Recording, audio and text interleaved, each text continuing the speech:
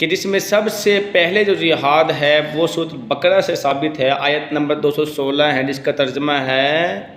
کتب علیکم القتال وہو کرہ لکم، تم پر اللہ کی راہ میں قتال فرض کیا گیا، یعنی تم پر اللہ کی راہ میں اللہ کے راستے کے اندر قتل کرنا فرض کیا گیا، جبکہ وہ تمہیں تباً ناپسند ہے۔ یعنی ویسے وہ بندے کو اچھا نہیں لگتا کہ ہم دوسرے کا خون بہائیں، لیکن خون بہانا ہے کب؟ جب اللہ کے لیے جنگ ہوگی، جب اللہ کے لیے جنگ ہوگی۔ فلسطین کے مسلمانوں پر جو اس ٹائم ظلم و ستم ہو رہے ہیں، اس کے لیے لازمی ہے کہ ہر بندے کو جہاد کی ٹریننگ بھی ہونی چاہیے اور جہاد کے لیے نکلنا بھی چاہیے، جہاد کرنا بھی چاہیے، کیونکہ قرآن سے بھی ثابت ہے اور یہ حدیثوں سے بھی ثابت ہے۔ میں نے قرآن سے بتا دیا، میں حدیثوں سے بتانے لگا ہوں۔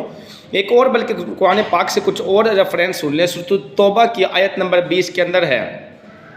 کہ جو لوگ ایمان لائے اور انہوں نے ہجرت کی اور اللہ کی راہ میں جہاد کیا اپنے مال و اپنی جانوں سے، وہ اللہ کے نزدیک درجے میں زیادہ عظیم ہیں اور وہی کامیاب ہونے والے ہیں۔ علامت اس چیز کی طرف ہے کہ اللہ کے راستے میں جہاد کرنا مال سے اور جان سے، اور وہی کامیاب ہو گئے۔ اللہ کی ذات نے خود کہا کہ وہ لوگ کامیاب ہیں جو اللہ کی راہ میں جہاد کرتے ہیں۔ سورۃ توبہ کی آیت نمبر 111 ہے کہ بے شک اللہ نے مومنوں سے خرید لیا ان کے جانیں اور ان کے مال، اس کے بدلے کے ان کے لیے جنت ہے، وہ اللہ کی راہ میں قتال کرتے ہیں، پس قتل کرتے ہیں اور قتل شہید کیے جاتے ہیں۔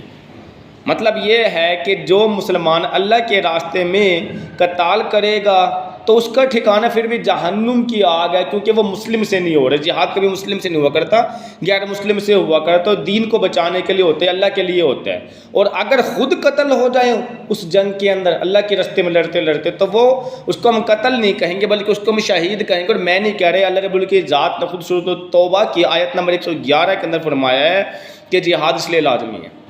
اب جو حالات ہے اس ٹائم پہ میرے خیال سے جو 57 ملک جو کہ فلسطین کا تماشا دیکھ رہے ہیں، اس ٹائم پہ سب کے لیے لازمی ہے کہ وہ قتال کے لیے اترے فلسطین کی سرزمین کے اوپر، اور جو دین اسلام کو نقصان پہنچانا چاہے تو وہ جہاد کرے،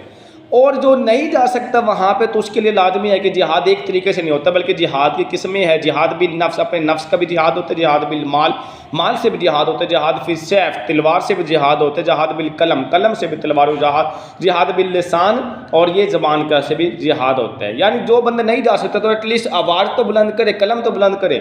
میں جو آج کی آپ لوگوں کو یہ باتیں بتا رہا ہوں، یہ بھی میرا جہاد ہے کہ اگر مثال کے طور پر میں جہاد بالسیف، تلوار سے نہیں کر سکتا تو جہاد باللسان، زبان سے تو کر لوں میں اس کو جہاد، اور جو اس ٹائم میں کام کرنے لگ رہا ہوں تو وہ جہاد باللسان کے اندر شامل ہے۔ دعا اللہ رب العزت کی ذات سے کہ ہم سب کو دین ہدایت کے راستے پہ بھی چلائے، اور جو لوگ اسلام کو نقصان پہنچانا چاہے تو ان کے لیے ہمیں مجاہد بنائے، اور ہم جہاد کرنے کے لیے میں